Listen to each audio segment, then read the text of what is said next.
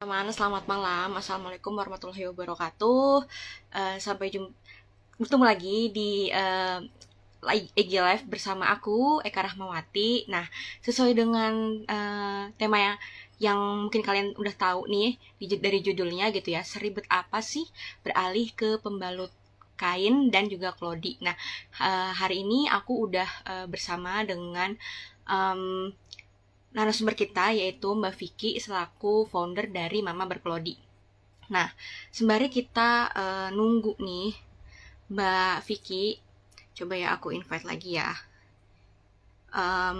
Mungkin ada nih teman-teman yang punya pertanyaan terkait dengan gimana sih cara beralih ke pembalut kain gitu. Teman-teman bisa drop aja uh, pertanyaannya. Coba jawab gitu pertanyaan-pertanyaannya, dan kalau misalnya ada pertanyaan soal um, Lodi juga ditanyain di IG Live kali ini. Nah, ini Mbak Vicky udah join. Halo Mbak Vicky. Hai Mbak, Halo. Gimana Mbak? Sehat kabarnya? sehat. Gimana Mbak Eka, sehat? Iya, aku sehat dan semangat banget nih hari ini kita mau ngomongin soal gimana cara beralih ke pembalut kain dan juga Lodi gitu. Karena aku mungkin bisa sharing dulu ya kenapa aku pengen ngangkat tema ini gitu ya. Karena kalau aku tuh dari circle terdekatku gitu ya, beberapa teman-teman aku tuh sebenarnya udah pada aware gitu soal bahayanya pembalut sekali pakai dan juga klodi gitu.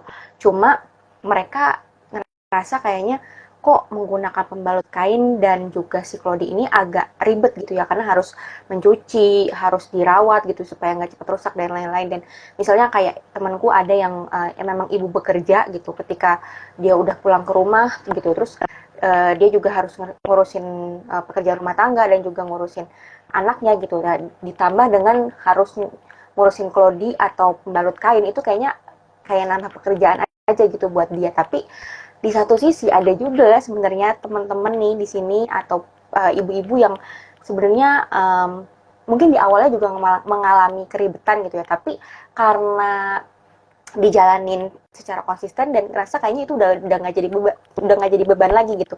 Nah, mungkin bisa di share nih Mbak Vicky yang udah beberapa tahun ini mencoba pembalut kain dan juga klodi gitu, gimana sih tips-tipsnya nanti gitu menjalani kegiatannya dan juga mengatur waktu untuk mencuci dan lain-lain sebagainya. Oke, mungkin kita langsung aja nih Mbak, kayak perkenalan dulu. Mungkin ada dari teman-teman nih yang belum tahu nih, belum kenal lebih lanjut juga soal sama Mbak Vicky gitu.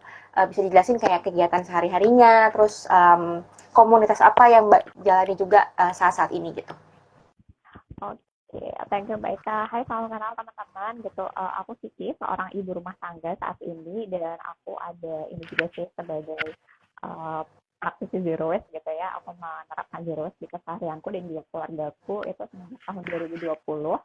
Kemudian aku juga director dari Mama Berkelodi. Mama Berkelodi itu adalah komunitas ibu-ibu pengguna cloth diaper gitu ya, popok kain guna ulang.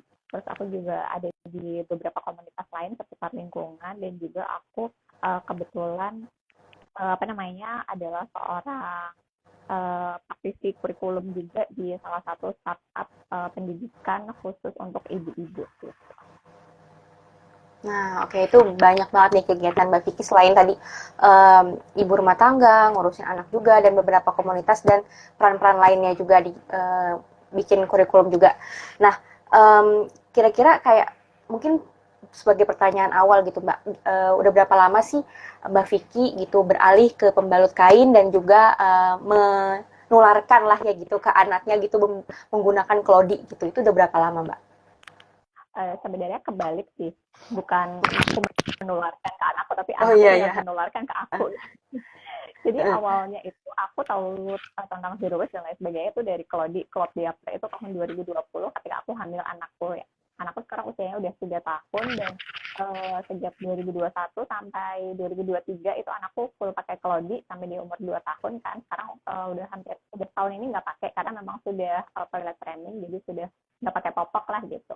Nah, kemudian aku mulai pakai pembalut kain itu ketika anakku umur 18 bulan. Karena memang biasanya kalau ibu-ibu habis ngelahirin itu kan memang ada masa jeda yang nggak menstruasi ya. Nah itu pokoknya aku setelah itu jeda masa nifas itu sampai anakku umur 1,5 tahun aku tuh nggak menstruasi, jadi kan nggak boleh pembalut. Nah ketika setelah itu aku mulai menstruasi lagi, itu aku udah mulai pakai pembalut kain gitu. Jadi ceritanya adalah anakku yang menularkan ke aku gitu. Berarti uh, 2022 berarti aku pakai pembalut kain.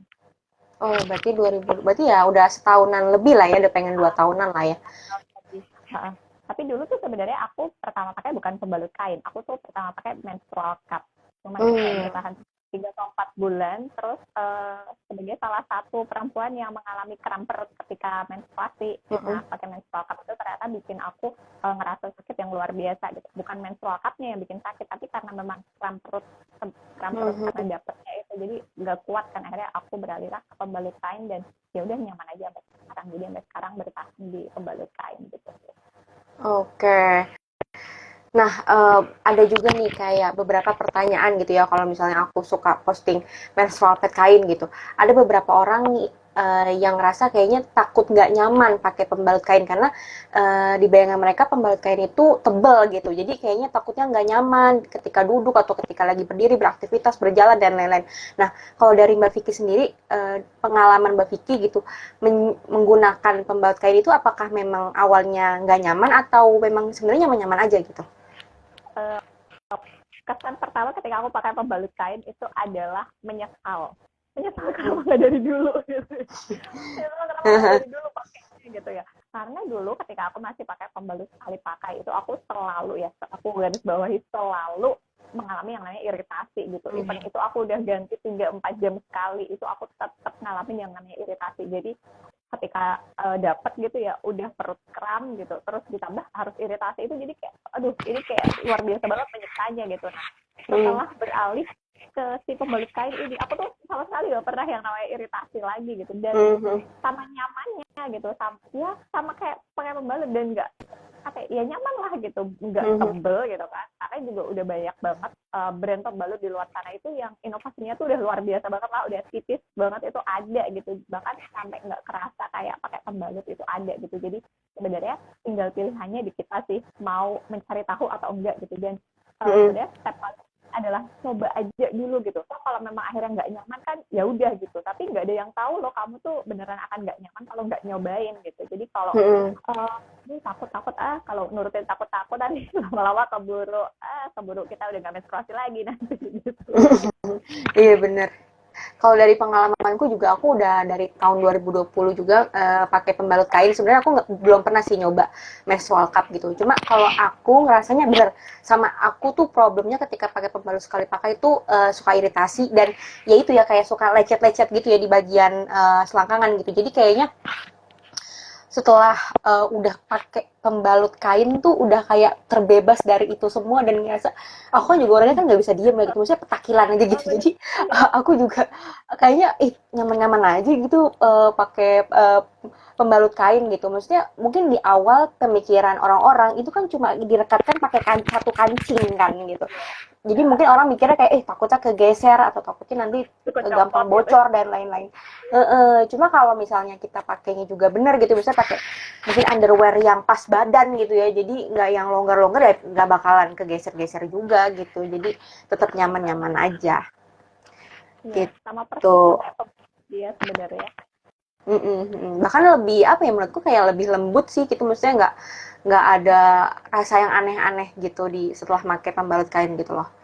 Nah, mungkin juga orang belum terlalu aware juga nih. Mungkin kalau untuk dari segi kesehatan, informasi soal pembalut sekali pakai itu udah banyak banget yang ngomongin soal kandungannya lah yang berbahaya dan lain-lain. Tapi selain itu apa sih dampak negatif kalau kita terus-terusan pakai pembalut kain, pembalut sekali pakai dan juga popok gitu ya, popok sekali pakai. Itu Mbak. Sebenarnya di sisi lain selain dari dampak kesehatan ya, karena mungkin aku ulang lagi ya, kenapa sih kok alasan kesehatan tuh masuk di dalam salah satu alasan kita beralih dari pembalut atau popok sekali pakai gitu, karena beda kayak makanan gitu ya, yang dibungkusnya tuh ada komposisinya gitu ya, ada komposisinya yang kita tuh tahu dia bahan pembuatnya tuh apa gitu. Nah, pembalut ini kan enggak gitu, bahkan dia terbuat dari apa aja kita mungkin nggak tahu gitu kan. Dulu mungkin kita juga nggak mempertanyakan, aku dulu juga nggak pernah mempertanyakan gitu kan, pembalut ini terbuat dari apa sih gitu. Nah, pembalut dan juga popok itu kan bahan penyusunnya paling utama itu adalah plastik gitu. Ada yang baru tahu nggak? Dan tahu nggak sih plastik itu terbuat dari apa gitu? Bahannya plastik, bahannya pembalut yang kita pakai, popok yang kita pakai ke anak kita itu sama kayak bahan yang dipakai buat bikin bensin itu loh. Dipakai buat ngisi kendaraan kita gitu. Sumbernya itu dari bahan bakar fosil, ya minyak bumi dan lain sebagainya, itu yang sudah diproses sedemikian panjangnya gitu ya, yang akhirnya jadilah bentuk popok dan ini gitu. Jadi satu ngebayangin aja gitu ya, itu plastik gitu. Jadi ya simpelnya bayangin kayak kita pakai kresek ya, masa kita taruh kresek gitu kan di area sensitif kita, di area sensitif anak kita gitu kan. Dan juga itu satu plastik gitu ya. Kemudian dari segi bahannya aja gitu, terus kita juga nggak tahu ada bahan apa lagi gitu yang dimasukin di sana gitu, sampai bikin dia lapisannya jadi putih, itu kita nggak tahu dimasukin bahan apa aja, itu kita nggak tahu gitu, karena memang produsen tidak pernah punya kewajiban, karena memang tidak ada regulasinya gitu yang mengharuskan produsen tuh harus nge-share bahan-bahan untuk pembalut atau popok ini apa gitu. Jadi ya kalau aku pribadi, aku memilih aku mencegah aja daripada mengobati gitu, karena anakku lo nggak apa-apa pakai ini. Iya benar, sekarang nggak apa-apa, kita nggak ada yang tahu kan berapa puluh tahun lagi dampaknya baru akan kelihatan. Jadi aku tetap tim yang percaya mencegah itu lebih baik daripada mengobati gitu. Kemudian kedua, tentu alasan dari sampahnya gitu ya. Dia kita pakai sekali, ya benar memang berfungsi untuk kita pakai satu kali, tapi setelah itu kan dibuang gitu. Even pun itu dibersihkan, itu dibuang gitu kan. Dan dibuangnya juga kita biasanya ya udah sembarangan aja kan, paling masukin kresek di tempat sampah, terus dibawa ke tempat pembuangan akhir, atau bahkan mungkin yang nggak ada layanan jemputan sampah gitu, dibuangnya di sungai dan sebagainya gitu. Itu terjadi benar kebetulan di rumah ibu aku itu memang nggak ada petugas kebersihan, jadi buang sampahnya tuh mohon maaf di sungai gitu. Jadi buang pembalut tuh kita di sungai gitu. Jadi itu yang juga aku lakukan puluhan tahun lalu gitu ya, kita masih tinggal di rumah ibuku gitu. Jadi ya buang pembalut tuh di sungai gitu. Bayangin aja itu satu sampahnya gitu ya, dia tadi dari plastik tuh berapa ratus tahun tuh dia baru akan terurai gitu kan. Kemudian itu kan mengandung cairan tubuh juga gitu kan, meskipun udah dicuci, bahkan mungkin aku yakin di luar sana ada banyak yang tidak mencuci pembalut yang sudah habis dipakai, popok yang habis dipakai anaknya gitu, langsung dibuang.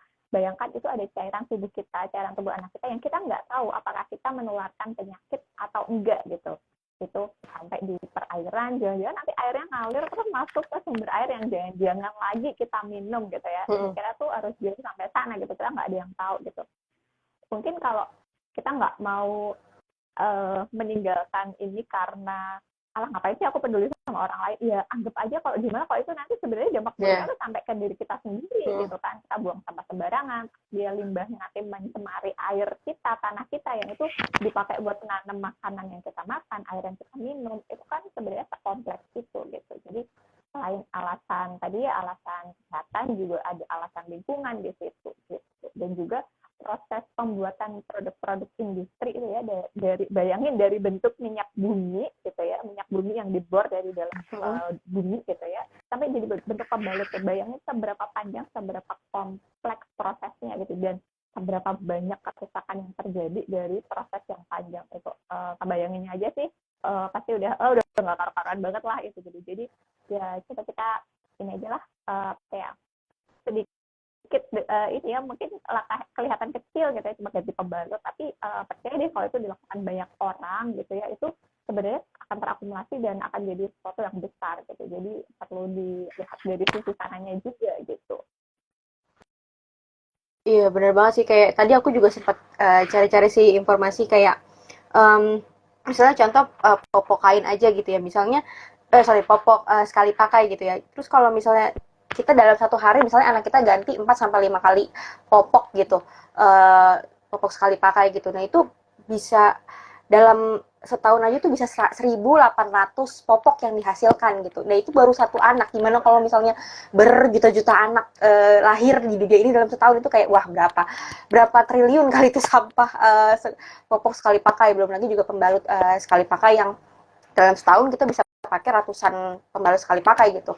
Nah, itu juga yang perlu sebenarnya di apa ya, di concern semua orang atau semua wanita gitu, bahwa kita nih sebenarnya wanita juga termasuk makhluk yang banyak gitu menghasilkan sampah di dunia ini gitu. Jadi mungkin agak sedikit cari tahu sebenarnya apa sih yang bisa kita lakukan untuk mengurangi sampah yang kita hasilkan kayak gitu.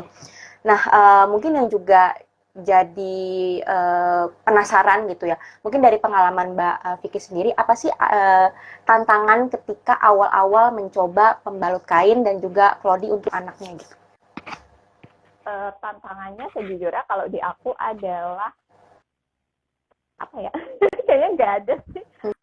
Karena gini, ketika aku ini ya disclaimer, ini adalah aku gitu ya, bisa jadi orang lain berbeda gitu.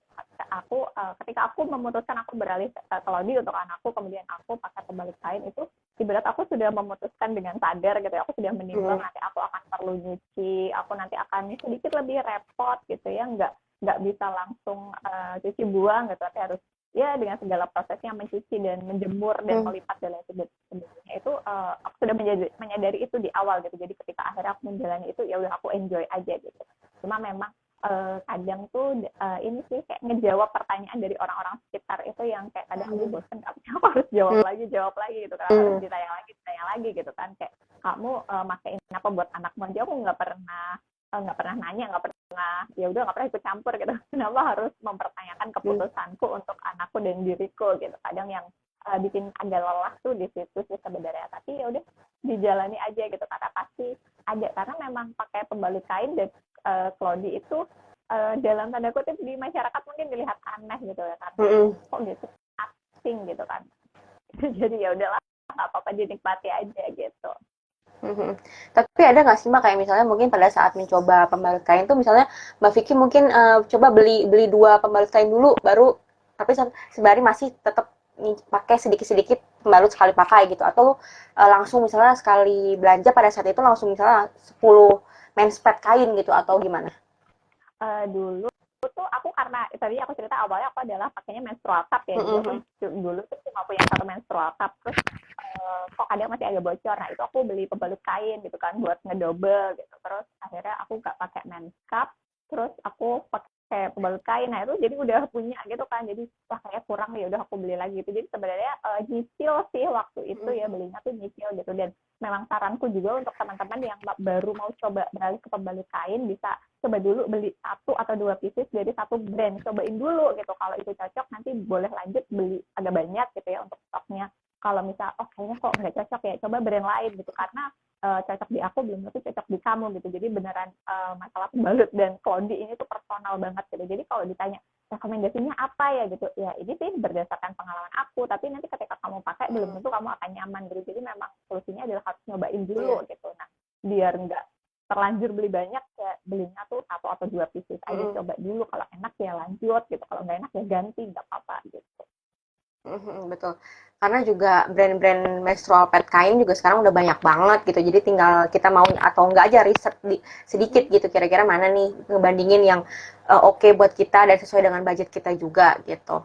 Ya misalnya mungkin coba dulu satu beli men's pad yang buat siang, satu lagi buat yang malam gitu. Terus dicoba gimana reaksinya kayak gitu-gitu. Apalagi kalau buat yang pekerja nih, yang suka ke kantor gitu. Nah itu perlu juga tuh dicoba dulu kira-kira mana nih yang cocok gitu. Nah, aku juga penasaran nih Mbak, buat yang Klodi ya, mungkin buat anak Mbak gitu. Mungkin pada saat mencoba apa namanya si Klodi ini, apakah dia juga sebenarnya awalnya nggak nyaman? Karena kan kalau misalnya kita lihat tuh Klodi juga agak gede kan ya, gitu. Maksudnya agak agak gede lah gitu ukurannya. Nah itu apakah awalnya tuh dia juga nggak nyaman atau sempat ngerasa nggak nyaman gitu?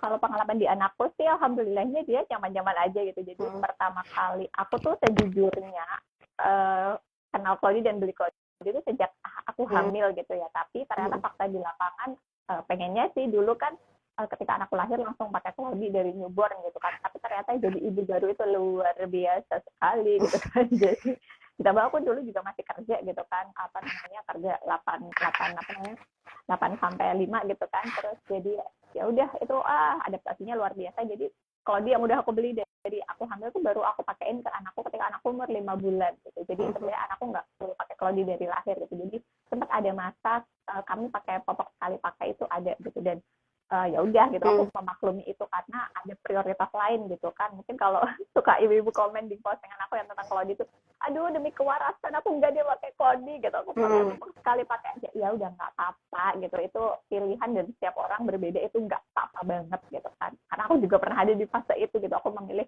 aku prioritas adaptasi dulu jadi ibu baru, terus sambil jadi ibu pekerja yang harus ngurusin pumping dan lain sebagainya, ya udah nggak apa-apa gitu. Tapi ketika aku sudah bisa dapat ritme yang enak, ketika anakku umur 5 bulan itu aku mulai pakai Claudie gitu. Karena itu alhamdulillahnya anakku sih nggak ada ini yang nggak ada reaksi yang negatif lah gitu. Jadi dia nyaman-nyaman aja gitu, terus nggak ada ruam atau apapun itu, inilah gitu, jadi aman gitu, lancar lah perjalanannya. Sampai akhirnya di usia 2 tahun tuh dia pakai Claudie gitu. Oke. Mungkin mau ngingetin dulu nih buat teman-teman kalau misalnya ada pertanyaan soal gimana sih cara pakai pembalut kain atau mungkin Claudie gitu, bisa di drop aja pertanyaannya di kolom komen atau di question box gitu. Nah, mungkin aku juga penasaran nih, kayak banyak banget juga yang nanyain gimana sih cara ngatur waktu buat nyucinya gitu, karena seperti yang tadi aku bilang gitu, mungkin khususnya buat ibu-ibu bekerja gitu ya, atau mungkin ibu rumah tangga full yang sebenarnya dia udah riweh sama pekerjaan ibu rumah tangga, pekerjaannya dia di kantor, terus pulang-pulang pengen tuh istirahat main sama anak, udah nggak mau ngurusin cucian gitu. Nah tapi mungkin dari Mbak Vicky nih yang tadi udah nyebutin berbagai aktivitas yang dijalani gitu ya. Nah, gimana sih Mbak Vicky itu mengatur waktu untuk mencuci si pembalut kain dan juga si Claudie-nya gitu? Kalau untuk case yang Claudie, karena dulu tuh anakku pakai Claudie itu ketika aku masih bekerja gitu. Jadi aku masih ibu pekerja ketika anakku pakai Claudie, dan aku tidak ada ART dulu ya. Jadi di rumah tuh yang jaga anak kebetulan ada ibu mertua, tapi urusan cuci Claudie tetap aku gitu. Jadi nggak dilimpahkan ke ibu mertua gitu. Jadi intinya adalah sebenarnya kembali lagi mencoba dan trial dan error gitu ya. Trial dan error mencari ritme yang sesuai sama keseharian kita gitu. Kalau yang enaknya Claudie, ini aku bahas Claudie dulu ya. Enaknya Claudie itu kamu nggak harus langsung mencuci dia di saat itu juga. Jadi yang aku lakukan dulu adalah aku kayak nimbun gitu. Aku nimbun Claudie kotor anakku tuh selama 2 hari. Baru aku cuci itu barengan gitu. Jadi nggak tiap hari nyuci itu enggak gitu. Claudie itu enaknya di situ gitu ya. Asal cara penyimpanannya tepat, itu dia nggak akan jamuran, nggak akan bau gitu ya. Jadi taruh aja di ember kering. Jadi misal anak dipipis gitu ya, terus kita gantiin, dia lepas aja Claudie-nya, nggak usah diapa-apain, taruh di ember kering, ditutup gitu, pastikan ditutup karena biar nggak bau pastinya kemana-mana gitu. Jadi kalau misalnya 2 hari gitu udah numpuk banyak, nah itu baru kita bilas gitu ya pakai air mengalir, karena ya kita sebagai muslim ini ya harus menghilangkan najis dan lain sebagainya. Di air mengalir, habis itu udah masukin laundry net, masukin cuci. Segampang itu sebenarnya, cuma harus nambah step ngebilas dan ya nyucinya sama kayak nyuci baju. Masukin mesin cuci, keluar udah tinggal jemur gitu doang. Sebenarnya segampang itu sih. Dan ada juga fase aku melalui ngucek gitu, ngucek sebelum aku punya mesin cuci, aku ngucek dulu kalau di anakku. Ya udah aku ngucek biasanya pas pagi-pagi sebelum aku berangkat kerja itu aku ngucek. Intinya cari jadwal yang sesuai sama jadwalnya kita gitu, nggak perlu memaksakan, pokoknya cari aja lah enaknya gimana. Kadang aku nyuci pagi-pagi pas bareng aku mandi mau berangkat kerja, kadang pas malam gitu aku udah nyuci, nanti jemurnya tuh besok pagi dibantu ibu mertua aku yang jemurin gitu. Jadi tinggal cari ritme yang pas sama keseharian kita aja gitu. Nah kalau pembalut kain ini aku juga sempat pakai pembalut kain ketika aku masih kerja gitu, karena kebetulan aku baru resign tuh 2023 kan dari yang pekerjaan full time gitu. Jadi memang masih melalui fase bekerja sambil pakai pembalut kain dan juga berprodi gitu.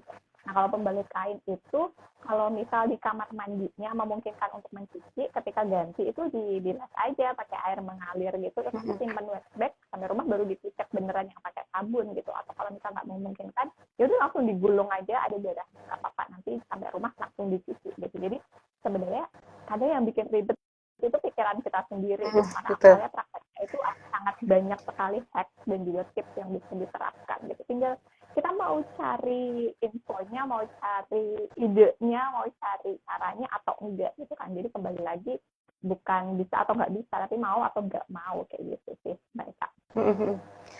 Dan banyak juga nih wanita-wanita yang sebenarnya agak worry ketika bisa pakai wet bag.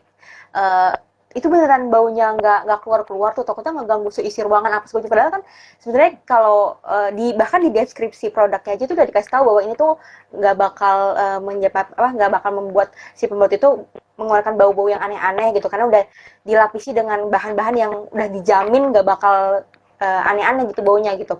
Tapi tetap aja ngerasa takut gitu, sebenarnya belum dicoba gitu, kayak temen aku sih kayak belum dicoba tapi udah ngejudge di pikiran aja gitu, udah overthinking duluan gitu. Jadi mungkin ya emang dicoba, tadi bener juga dicari yang mana yang paling cocok, kayak misalnya waktu kita tuh kapan sih untuk nyucinya gitu. Misalnya kalau memang belum sempat langsung nyuci, ya udah dikumpulin dulu aja tadi kayak Claudie, ternyata bisa 2 hari tuh aman-aman aja gitu. Nah, tapi kalau misalnya untuk Claudie, anaknya Mbak Vicky punya berapa banyak nih Uh, Claudie-nya? kalau di anakku, karena aku tadi ini ya, yang aku lakukan adalah aku mencuci 2 hari sekali, jadi Mm-mm. aku harus punya stok agak banyak gitu. Mungkin berbeda kalau yang ibu-ibu yang bisa nyuci setiap hari itu bisa punya stok lebih sedikit. Anakku dulu kalau aku nggak salah ingat ya, itu punya mungkin sekitar antara 20 sampai 30 pieces. Aku lupa 20 Mm-mm. sekian gitulah kalau di. Jadi memang untuk 2 hari gitu. Jadi aku nyucinya biar bisa 2 hari sekali gitu. Mungkin sebenarnya kalau bisa nyuci tiap hari itu pakai punya stok belasan itu sudah cukup gitu, tapi memang harus nyucinya tiap hari gitu. Mm-mm. Oke. Nah, tadi nih, aku juga masih ngomongin soal nyucinya gitu ya. Banyak orang yang kayak gimana sih cara nyuci si pembalut kain, dan kalau takutnya ngerusak pakaian permukaannya gitu. Apakah boleh dicuci pakai sabun biasa atau perlu pakai sabun khusus? Misalnya kan ada tuh sekarang yang kayak sabun minyak kelapa lah, sabun lerak dan lain-lain. Nah, apakah perlu sabun seperti itu atau mungkin pakai sabun biasa juga nggak apa-apa gitu? Dan ada juga nih beberapa temanku yang nanya, boleh nggak sih kayak misalnya pembalut kain itu disetrika gitu. Nah itu boleh atau enggak, atau mungkin ada cara lain yang bisa membuat si pembalut kain dan Claudie ini bisa berumur panjang gitu. Sebenarnya kalau aku pikir sih ini ya, perlakuan untuk Claudie sama pembalut kain ini tuh agak mirip gitu ya, agak mirip. Dan ini aku melihat di Claudie anakku ya, Claudie anakku sekarang umurnya udah 3 tahun, jadi ketika selesai dipakai anakku 2 tahun, itu Claudie anakku tuh sekarang dipakai sama anaknya temenku gitu, jadi dilanjutkan lagi masa pakainya. Dan itu so far tuh masih bagus, masih layak pakai lah kayak gitu. Jadi kuncinya sebenarnya adalah biar bisa awet itu di perawatannya gitu. Nah, perawatannya itu jelas yang nggak boleh, satu nggak boleh disetrika gitu ya, karena ya buat apa juga disetrika, dia bukan baju yang akan kelihatan kusut gitu, dan bahannya pun bukan bahan yang akan kelihatan kusut, dan kalau kusut pun ya udah gitu kan, siapa mau ngintip pembalut sama Claudie di dalam celana gitu kan, kasarnya kan begitu. Kemudian jangan disikat juga gitu, karena dia seringnya itu bahannya adalah bahan-bahan yang memang sifatnya tuh lembut gitu ya. Nah, bahan-bahan yang kayak gitu yang kalau disikat itu kan jadi kasar gitu, jadi jangan disikat juga. Nah, kemudian untuk pemakaian sabun ini sebenarnya kalau in my opinion ya, pakai sabun biasa pun nggak apa-apa, tapi ada tapinya, harus pakainya tuh dengan dosis yang sangat-sangat dikurangi gitu. Jadi misal kalau kita nyuci baju biasa mungkin katakan dengan dosis 1 sendok makan gitu. Nah, kalau kita bisa nyuci kembali kain atau Claudie itu harus atau sepertiganya dari dosis itu. Tapi memang lebih disarankan untuk pakai sabun-sabun yang sifatnya tuh bahannya tuh natural gitu. Sabun lerak, sabun kelapa kayak gitu. Karena apa gitu? Satu, sabun lerak dan sabun kelapa tuh kita tahu jelas bahan bakunya apa gitu. Sabun lerak ya udah dia paling lerak sama minyak gitu kan. Minyak paling juga minyak kelapa atau olive oil gitu kan. Kemudian sabun kelapa juga bahannya kan ini ya natural gitu ya, minyak kelapa gitu ya, minyak-minyakan lah gitu. Ibaratnya tuh nggak ada chemical di dalamnya gitu.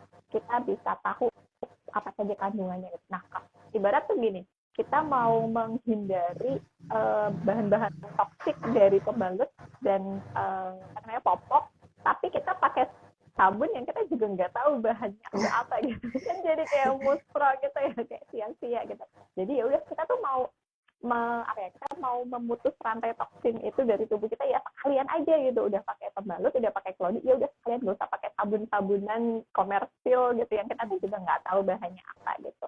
Dan juga memang sabun-sabun kayak sabun kelapa atau sabun lerak itu dia cenderung tidak meninggalkan residu di dalam si pembalut atau Claudie-nya gitu.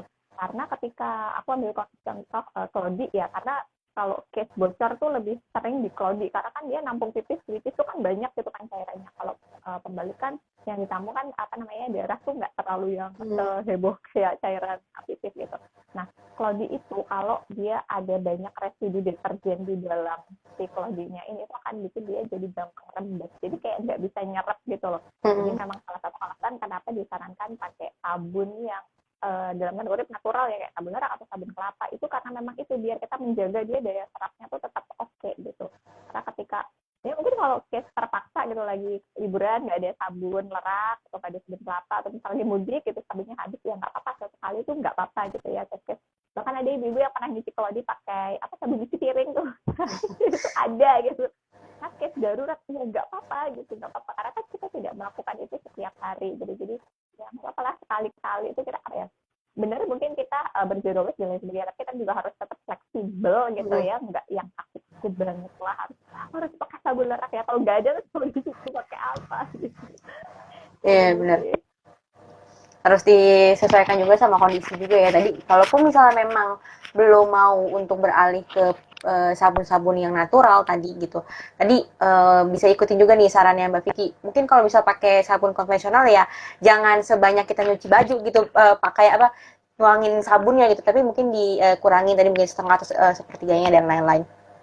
Uh, dan aku juga sebenarnya dari pengalaman pribadi aku gitu kayak awal-awal tuh aku juga gitu Mbak, jadi kayak misalnya nyuci pembalut kain itu pakai sabun yang ada di rumah dulu aja gitu, tapi semenjak tahu bahayanya dan lain-lain itu jadi mungkin oh berarti harus pakai sabun khusus nih, kayak misalnya sabun lerak kan juga sekarang ada yang sabun batang kan yang bentuknya batang gitu. Kalau misalnya kita males nih bikin sabun lerak yang harus ngerebus harus masak segala macam, dan sekarang juga ada kan sabun lerak batang yang ada di e-commerce itu bisa dibeli juga, dan harganya juga nggak mahal kok gitu, harganya bahkan nggak nyampe 50.000 gitu. Jadi tergantung kita. Iya tuh bahkan ada yang nggak nyampe 10.000 bahkan gitu, jadi tergantung merek sih. Itu murah banget sih. Dan sekarang juga ada kan deterjen yang memang lebih ramah lingkungan gitu, tergantung budget juga. Jadi jangan jangan misalnya kayak oh karena pengen ambi banget gitu ya, pengen ramah lingkungan jadi nggak mikirin budget juga, jadi malah boncos gitu. Jadi ketika beli produk-produk ramah lingkungan. Dan pertanyaan selanjutnya nih Mbak, kayak misalnya kita tahu nih untuk pembalut kain itu kan kebanyakan informasinya adalah durasi pemakaiannya 3 sampai 5 tahun gitu, bisa diganti. Nah, kalau Cloudy ini apakah sama juga kayak gitu atau gimana? Kalau Cloudy ini biasanya dari apa namanya penjualnya itu juga seringnya ada keterangan seperti itu, tapi faktanya itu ini berdasarkan pengalaman dari ibu-ibu yang ada di komunitas Mama Berkelodi ya, karena kebetulan kan anakku baru 1 dan umurnya baru 3 tahun gitu, jadi memang umur Kelodinya itu baru dia 3 tahunan gitu. Ada banyak ibu-ibu di komunitas Mama Berkelodi itu yang Kelodinya itu bisa diturunkan sampai anak kedua bahkan anak ketiganya gitu. Jadi usianya tuh bisa lama banget gitu, selama itu tadi kembali lagi perawatannya gitu, perawatannya dan penyimpanannya, pencuciannya, itulah paket itu harus benar-benar dilakukan dengan inilah ya, nggak sembarangan lah gitu, nggak pakai ditingkat atau apalah gitu, itu bisa awet selama itu gitu. Jadi ada yang sampai anak keduanya, bahkan ada yang sampai anak ketiganya itu masih pakai Cloudy kakaknya, itu pun ada gitu. Oke. Nah, itu mungkin salah satu kelebihan juga ya kayak pakai Cloudy gitu ya. Maksudnya bisa dipakai jangka panjang banget gitu. Jadi bisa bayangin bisa hemat uang, bisa hemat sampah juga lah ibaratnya gitu ya. Jadi nggak nyampah-nyampah popok sekali pakai. Nah, aku juga penasaran nih. Sebenarnya aku juga belum tahu sih jawabannya karena kebetulan aku kan pakai pembalut itu kayak mungkin sekitar udah 4 tahunan lah gitu. Dan emang pembalut yang aku pakai ini dari klaimnya sendiri mereka bilang uh, bisa dipakai sampai 5 tahun gitu. Nah, kalau buat teman-teman nih juga yang mungkin penasaran ketika misalnya durasi pembalut kainnya itu sudah sampai 5 tahun gitu. Nah, itu apakah si pembalut kainnya ini kita buang atau bisa dikasih ke mungkin bank sampah atau apapun, atau mungkin kalau misalnya memang kondisinya masih bagus sebenarnya bisa kita pakai sepanjang yang sampai rusak atau gimana Mbak? in my opinion ya harusnya sampai ketika dia meskipun udah sampai umurnya katakan 4 tahun gitu, tapi ketika dia masih layak kita pakai ya, masih menyerap, nggak ada perubahan bentuk, nggak ada yang dia misal jahitannya copot, itu menurutku harusnya masih tetap bisa kita pakai gitu. Dan kita juga bisa lah ya menilai maksudnya dia masih layak kita pakai atau enggak, dia masih berfungsi dengan baik atau enggak kayak gitu. In case termasuk kayak Claudie pun juga kayak gitu, ketika ada yang nanya gitu, ada ini nggak sih Claudie tuh kayak ada expirednya nggak? Aku juga selalu menjawab bahwa ya kembali lagi selama dia masih layak dipakai, masih bisa berfungsi dengan baik gitu sesuai seharusnya, ya itu berarti dia masih bisa dipakai gitu, meskipun mungkin umurnya udah bertahun-tahun gitu. Bahkan ada produsen Claudie itu yang punya jasa repair gitu. Jadi misal kayak mungkin Claudie yang udah umurnya kayak sekian tahun tuh ada yang jahitannya kayak gimana, itu mereka terima repair ya gitu. Tapi memang bisa selama itu lifetime-nya gitu. Dan kalau memang in case sudah benar rusak nggak bisa dipakai, itu yang aku tahu itu sebaiknya sih ya jangan dibuang, jangan langsung dibuang ya. Nah, ini yang aku tahu dari beberapa teman-teman aku di komunitas Zero Waste itu, pertama kalau mau berkreasi sendiri itu bisa dijadikan isian dari bin bag gitu, jadi masukin bin bag gitu, bikin bin bag sendiri lah gitu. Kemudian yang kedua tentu bisa disalurkan ke ini ya pihak yang bisa mengelola pakaian tidak layak pakai gitu. Dan itu aku rasa ada beberapa sih yang terima, termasuk pakaian dalam gitu kan, harusnya itu termasuk juga di dalamnya adalah pembalut kain dan juga Claudie gitu. Cuma mungkin memang karena bahannya pembalut kain dan Claudie itu kan ada part yang dia waterproof ya, itu mungkin tidak semuanya bisa didaur ulang gitu ya. Oke, bener-bener sih. Ini jadi tahu juga nih. Berarti kayak mungkin bisa dikumpulin dulu, terus kalau misalnya mungkin mau bikin tadi kayak bean bag atau kerajinan-kerajinan lain bisa dipakai si pembalut kain yang udah rasa kayaknya udah nggak cocok lagi nih dipakai gitu. Em, aku juga penasaran nih Mbak, kalau misalnya eh, di luaran tuh mungkin banyak juga stigma-stigma kayak orang ngomongin soal pembalut kain itu tadi selain ribet, stigma-stigma lainnya adalah kayak sebenarnya beli pembalut kain itu mahal, satu pembalut 30.000 gitu misalnya, 35.000 atau mungkin yang panjang bisa sampai 45.000 bahkan 50.000. Mereka mikirnya kayak langsung segitunya gitu, mendingan pakai pembalut sekali pakai bisa 30.000 paling mahal gitu ya, misalnya udah dapat 20 pet gitu. Nah itu gimana tuh Mbak kayak ngejelasin bahwa sebenarnya ya kalau dihitung itu mahalan pakai pembalut sekali pakai daripada pembalut kain gitu. Mungkin sebenarnya mereka berpikir seperti itu karena ini ya membandingkannya gitu ya. Ya kalau ngebandingin sekali beli ya bener nggak apple to apple gitu. Tapi kan kita harusnya ngebandingnya adalah selama masa pakainya gitu kan. Kalau kita beli pembalut katakan 30.000 ya itu bisa dipakai 2 tahun kan, berarti kita harusnya ngebandingnya sama harga pembalut yang kita beli selama 2 tahun. Iya. Kayaknya gitu. Termasuk bahkan Claudie pun juga gitu. Salah satu keraguan ibu-ibu ketika mau pindah pakai Claudie ada mahal gitu, karena Claudie itu satu bijinya itu harganya bahkan 60 sampai 80.000. Kalau dibayangkan harus beli katakan 20 pieces gitu untuk stok gitu kan, jadi itu udah 1 juta lebih gitu kan. Tapi itu kan dipakai selama 2 bahkan sampai 3 tahun gitu kan. Jadi sebenarnya kalau dibagi cost-nya itu lebih murah gitu, karena sebenarnya kan belinya cuma di awal doang, di akhir sampai ke belakang-belakang kita kan nggak beli. Beda sama popok gitu kan, popok kan kita juga harus tetap ya popok kan 50.000, ya bener 50.000, tapi kan belinya 2 tahun 3 tahun, bahkan mungkin ada yang mohon maaf anaknya sampai usia 4 tahun 5 tahun masih pakai popok gitu kan, itu kan berarti lebih panjang lagi seperti itu. Ya benar, emang harus dicari informasinya tuh lebih dalam gitu, dan bandinginnya juga apple to apple gitu, jangan dibandinginnya ya nggak sebanding lah kalau misalnya kita bandingin pembalut sekali pakai dan pembalut kain gitu, kalau misalnya dari sisi harga dan juga kuantitas dan lain-lain. Mungkin kalau ada nggak sih Mbak dari perjalanan Mbak nih ngejalanin zero waste gitu selama ini, apa sih stigma-stigma lain yang sebenarnya tuh dianggapan orang lain tuh salah gitu terkait si pembalut kain dan Claudie ini gitu? Yang sering aku dapatkan itu adalah selain tadi ya, selain mahal, itu adalah biasanya itu adalah mereka mempertanyakan, orang-orang yang belum mencoba itu mempertanyakan kebersihannya gitu. Bersih nggak sih gitu, higienis nggak sih gitu kan.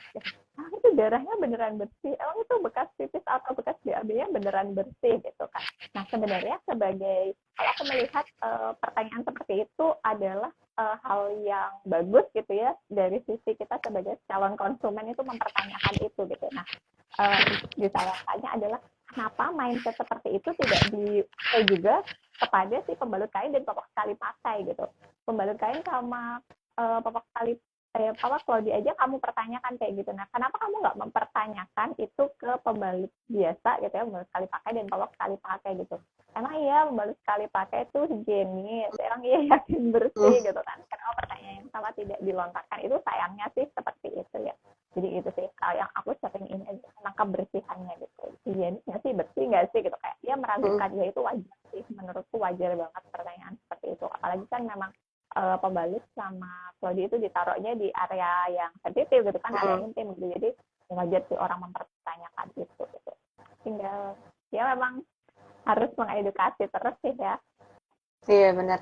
Mungkin karena orang-orang juga mikirnya, oh pembalut sekali pakai itu kan warnanya putih gitu dan itu kan ada apa ya, ada kemasannya, jadi nggak mungkin terkontaminasi atau nggak mungkin ada hal-hal buruk di dalamnya. Padahal kalau misalnya kita mau cek secara dalam gitu, kalau misalnya kita mau riset sedikit gitu, itu sebenarnya kandungan-kandungan di dalam itu juga banyak banget yang berbahaya gitu, mulai dari pemutih, pewangi, apalagi sekarang kayak ada macam-macam gitu kan, maksudnya pembalut yang ada rasa adem-adem di bawah itu kayak itu ditambahin apa gitu, jadi aneh sendiri, kayak itu apa sih gitu. Padahal kan kayak emang perlu banget ya itu sampai ada nuansa adem-adem, kuling-kuling di dalam situ Benar. gitu, kayaknya itu terlalu berlebihan atau gimana gitu. Oke, dan mungkin gimana Mbak cara tadi kan Mbak juga udah sempat sharing nih sedikit kayak ada mungkin dari tetangga atau mungkin dari orang-orang lain yang ngelihat kebiasaan kita nih pakai pembalut kain dan juga pakai klodi itu ngerasa aneh banget gitu ya. Nah, tapi gimana Mbak mencoba apa ya mengignore pandangan-pandangan orang negatif itu dan juga mungkin menjelaskan gitu ke mereka-mereka yang belum paham gitu. Karena tadi Mbak juga sempat bilang kayak berkali-kali ditanyain kenapa sih harus pakai klodi, kenapa sih anaknya dikasih ini gitu, atau kenapa pakai pembalut kain mau capek-capekin diri untuk nyuci segala macam. Nah itu gimana cara menanggapinya gitu dari stigma-stigma orang-orang gitu. Kalau aku sih melakukannya aku bagi dua ya, ke orang yang iseng nanya, yang nanya aku karena iseng doang, sama orang yang nanya karena memang dia curious dan juga mungkin penasaran dan ingin ini apa, Hmm. ingin mencoba juga. Itu aku memberikan dia jawaban yang berbeda. Kalau yang cuma sadar iseng doang, ya udah aku kasih jawaban normatif, iya biar hemat aja gitu, udah aku Hmm. stop di situ gitu. Jadi itu kan ibarat urusan masing-masing, anggap biar aja orang kira aku nggak punya duit, ya udahlah bodo Hmm. amat gitu. Gitu. Terus kalau untuk orang-orang yang memang penasaran dan ingin mencoba gitu, maksudnya kan beda ya, orang nanya kata dia kayak sekedar lewat doang, sama kayak orang komen di postingan kita sambil dia makan bakso, atau ya orang yang emang Hmm. beneran dia serius nanya pengen tahu, itu kan beda ya. Tinggal kita menanggapinya aja gitu. Nah kalau orang yang memang serius nanya itu ya aku jelaskan gitu sebisa aku, sedetail aku gitu. Kalau perlu direkomendasiin ke orang lain atau akun lain yang bisa menjelaskan, ya aku lakukan gitu. Jadi tergantung orangnya sih cara nanggepinnya gitu, karena ya memang ibarat tuh kita menerapkan zero waste ini kadang tuh dianggap asing gitu ya di masyarakat Hmm. gitu ya, wajar gitu karena memang cara hidup yang diperkenalkan pada kita puluhan tahun kan nggak kayak gini gitu kan. Jadi Hmm. ya dinikmati aja, memang itu bagian dari berproses gitu. Jadi ya pasti adalah kayak gitu gitu, tinggal kita pasang muka tembok aja lah gitu. Hmm. Aku mungkin juga pengen sharing sedikit nih, kayak misalnya aku kan masih tinggal sama orang tua gitu ya. Pada saat awal-awal aku pakai menspad tuh ibuku juga kayak, kamu ngapain jemur-jemur itu apa pembalut kain itu kayak ibu zaman dulu gitu. Ibuku juga dulu sempat kayak pakai pakai kain gitu, cuma bentuknya bukan seperti yang sekarang gitu. Cuma ibuku kayak ngerasa aneh banget gitu, ngapain jemur-jemur kayak gitu. Misalnya, kenapa kan sekarang udah ada pembalut sekali pakai. Cuma ya aku jelaskan sesuai dengan yang aku bisa dan nggak usah terlalu ngotot banget kayak ini kita pengen gini gini gini, karena memang value orang atau pemahaman orang juga beda-beda gitu, jadi kita juga harus ya benar tadi harus membedakan mana orang yang pengen benar-benar tahu dan mana yang emang sekedar nanya aja gitu. Dan ini ada pertanyaan nih dari Mbak Vivio Esta. Pertanyaannya kayak gini, statement nggak mau pakai klodi dan mensweat itu perawatan mencuci karena demi kewarasan. Nah, gimana ya cara nanggepinnya? Gitu, Mbak. Kalau aku nggak aku tanggepin. Daripada ini ya, jujur tuh banyak banget yang nanya kayak gitu.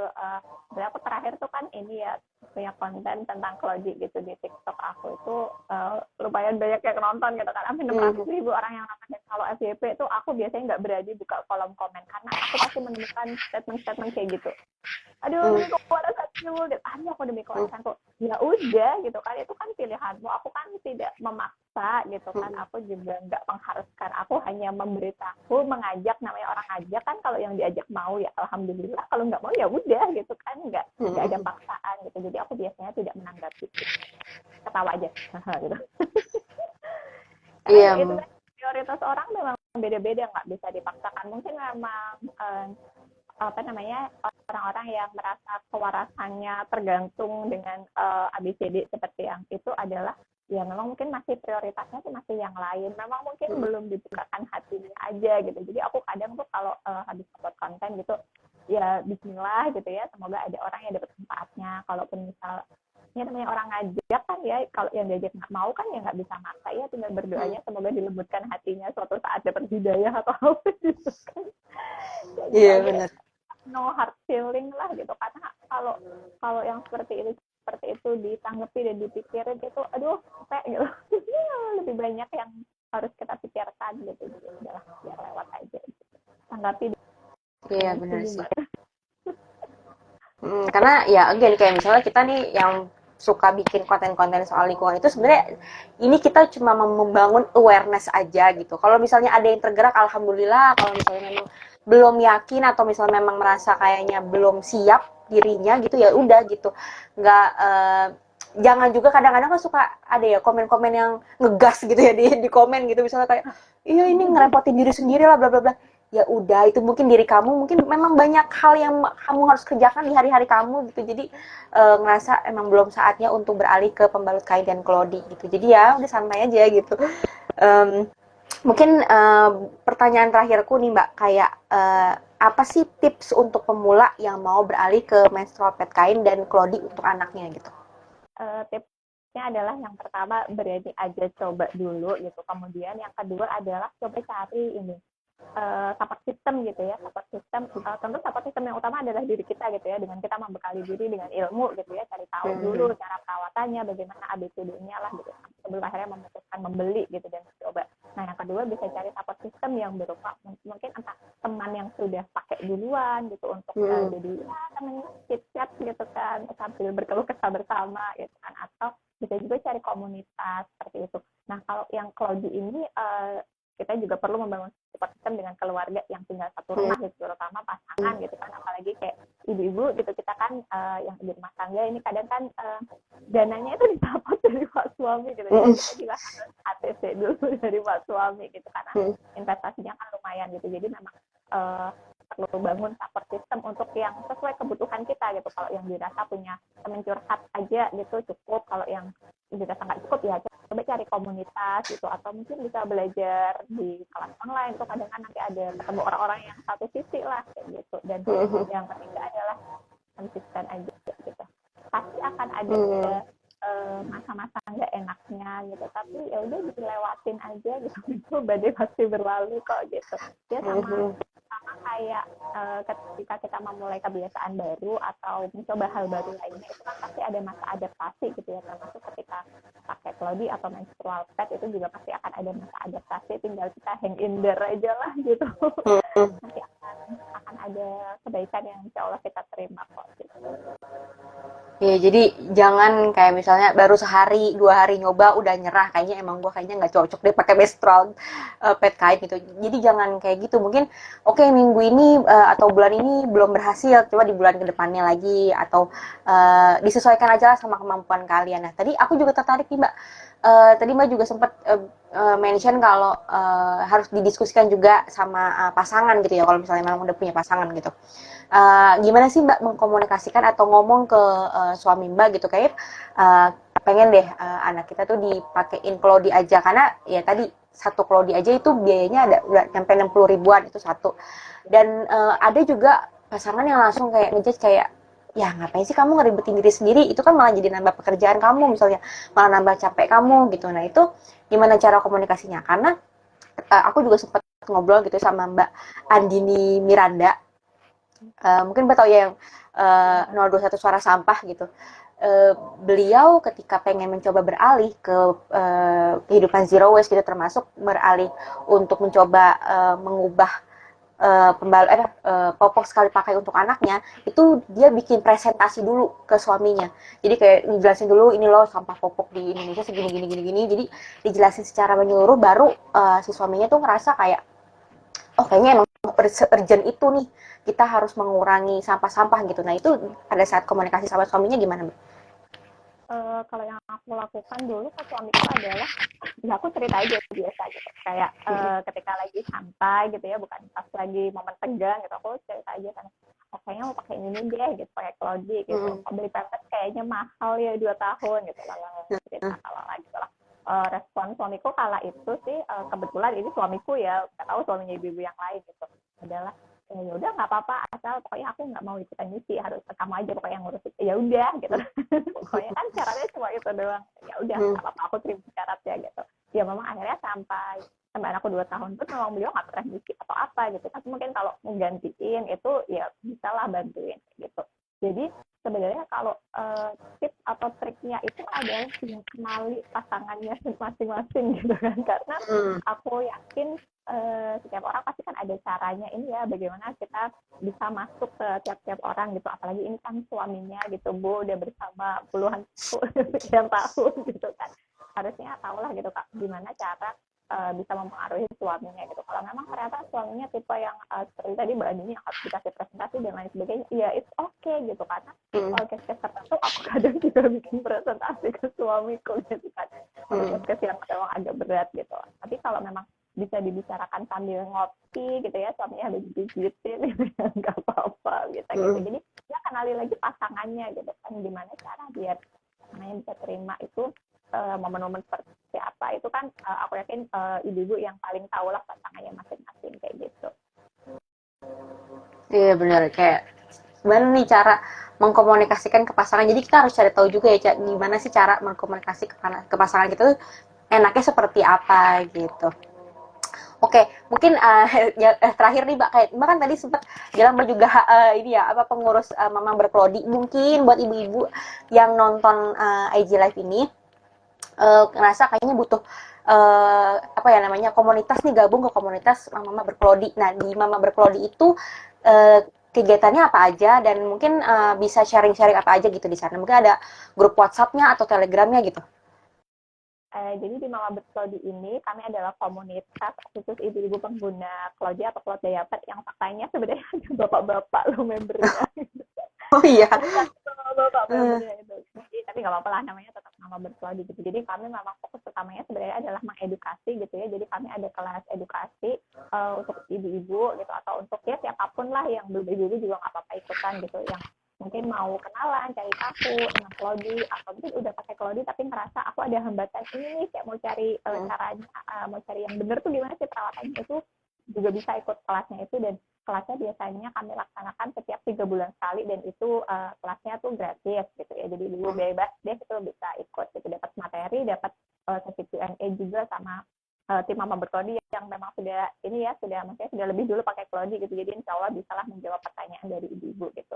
Kemudian juga di Mama Berkelodi kami baru banget setiap tahun kemarin launching program namanya tuh Berkelodi Itu Muda. Itu adalah program pemberian hibah Claudi Kit gitu. Jadi kita memberikan sejumlah Claudi gitu ya kepada ibu-ibu yang memang punya hambatan khusus gitu ya, entah mungkin punya kesulitan dalam memenuhi jumlah Claudi untuk anaknya, atau mungkin punya hambatan lain yang hambatan khusus ya, itu ada proses seleksinya, dan itu juga ada proses pendampingan intensif selama 3 bulan gitu.